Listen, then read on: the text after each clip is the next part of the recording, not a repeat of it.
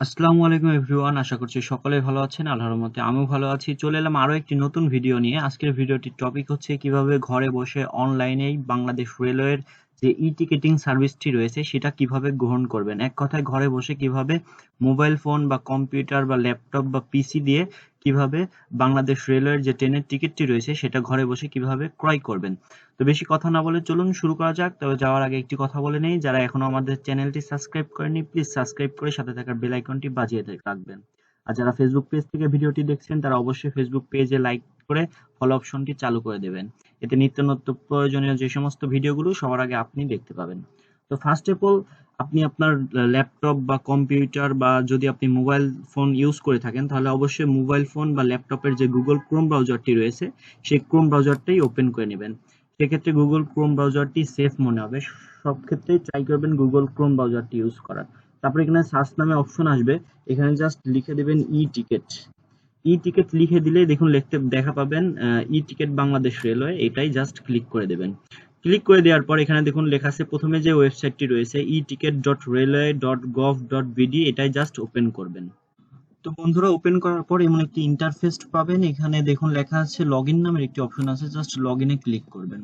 লগইনে click করে আমার যেহেতু অ্যাকাউন্ট করা আছে তো আমি অ্যাকাউন্ট করার ক্ষেত্রে আমি জাস্ট লগইন করে নিলাম। আর যাদের অ্যাকাউন্ট করা নেই, অ্যাকাউন্ট করা খুবই ইজিলি, আপনারা চাইলে কিন্তু অ্যাকাউন্টটা আপনারা নিজেরাই করে নিতে পারবেন। আর যদি তাবু যদি না পারেন তাহলে অবশ্যই এই ভিডিওটির কমেন্ট বক্সে জানিয়ে দেবেন।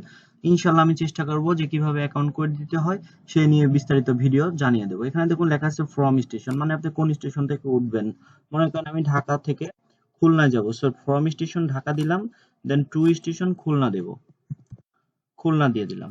খুলনা দিয়ে দেওয়ার পর এখানে দেখুন লেখা আছে ডেট অফ জার্নি, মানে আপনি কয় তারিখে জার্নি করবেন, ভ্রমণ করবেন। সো আমি এক্ষেত্রে 18 তারিখ দিয়ে দিলাম। তারপর এখানে দেখুন লেখা আছে চুজ এ ক্লাস, মানে আপনি কোন শ্রেণীতে ভ্রমণ করবেন, এসিতে যাবেন না নন এসিতে যাবেন, এটা কিন্তু এখান থেকে সিলেক্ট করে দেবেন। সো আমি এই যে শোভন শেয়ার এটা দিয়ে দিলাম। দিয়ে দেখুন এখানে লেখা আছে find a ticket, just find a টিকিটের উপরে ক্লিক করে দেবেন। ক্লিক করে দেওয়ার পর এই পেজটি অল্প কিছুক্ষণ লোড নিবে। এটা যেহেতু বাংলাদেশ রেলওয়ে সরকারি একটি ওয়েবসাইট, একটু সময় লাগবেই।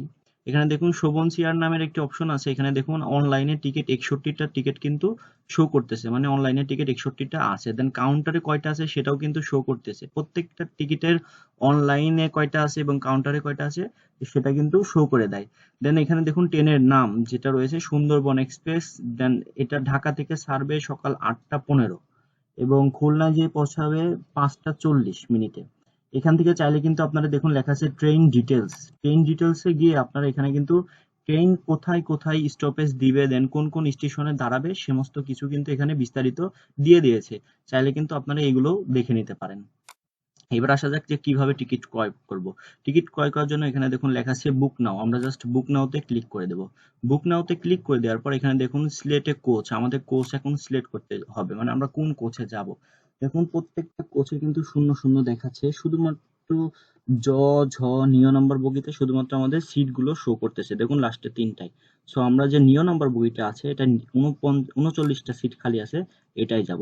আচ্ছা, এটা টিপ লেগে গেছে, যাই হোক। দেখুন এখানে দেখুন এই যে যে সমস্ত ইগুলো সবুজ কালার হয়ে রয়েছে প্রত্যেকটা সিট খালি আছে, আর যেগুলো রেড কালার হয়ে গেছে এগুলো কিন্তু বুক হয়ে গেছে অলরেডি। সো আমরা মনে করেন একটি টিকিট কাটবো, তার জন্য যে নিয় নাম্বারের যে 41 নাম্বার সিটটা রয়েছে সেটা দিলাম। দেন নিয় নাম্বারের যে 42 নাম্বার সিট আছে সেটাও নিয়ে নিলাম। সো দুইটি টিকিট ক্রয় করব। ক্রয় করার পরে এখানে দেখুন লেখা আছে কন্টিনিউ পারচেস, আমরা জাস্ট কন্টিনিউ পারচেসে ক্লিক করে দেব। কন্টিনিউ পারচেসে ক্লিক করে দেওয়ার পর এখানে দেখুন প্যাসেঞ্জার নেম, এখানে প্যাসেঞ্জার নেম কিন্তু চলে আসবে। আপনি চাইলে আপনার সঙ্গে যে ভ্রমণ করবে তার বয়স যদি 12 বছরের কম হয় তো সেই ক্ষেত্রে কিন্তু আপনি চাইল্ড টিকিট ক্রয় করতে পারবেন, মানে ছোটদের যে টিকিটটা রয়েছে সেই টিকিটটাও কিন্তু ক্রয় করতে পারবেন। আবার চাইলে কিন্তু তার ইনফরমেশন, তার নামটাও কিন্তু এই ঘরে কিন্তু বসিয়ে দিতে পারবেন। বসিয়ে দিয়ে এখানে দেখুন লেখা আছে, একটু নিচের দিকে আসলে এখানে কিন্তু দেখতে পারবেন আপনার টোটাল টোটাল 840 টাকা। দেন অনলাইনের যে সার্ভিস চার্জটি রয়েছে সেটা কিন্তু দুই টিকিটের জন্য, মানে প্রতি টিকিটের জন্য 20 টাকা করে। তো সেক্ষেত্রে দুটো টিকিট আপনি ক্রয় করবেন তো সে অনুযায়ী 40 টাকা। তো টোটাল আসে হলো 880 টাকা। 880 টাকা ক্রয় করতে গেলে আপনাকে মোবাইল ব্যাংকিং এর মধ্যে আছে বিকাশ, নগদ, রকেট, এই তিনটির মাধ্যমে কিন্তু আপনারা চাইলে কিন্তু পেমেন্ট করতে পারবেন। আবার চাইলে কিন্তু ওই যে ব্যাংকিং যে সিস্টেমটা রয়েছে সেটাও কিন্তু গ্রহণ করতে পারবেন। সো সচরাচর মোবাইল ব্যাংকিংটা আমরা ব্যবহার করে থাকি। এখানে জাস্ট বিকাশ সিলেক্ট করে এখানে কনফার্ম এ পারচেসে ক্লিক করে দেব।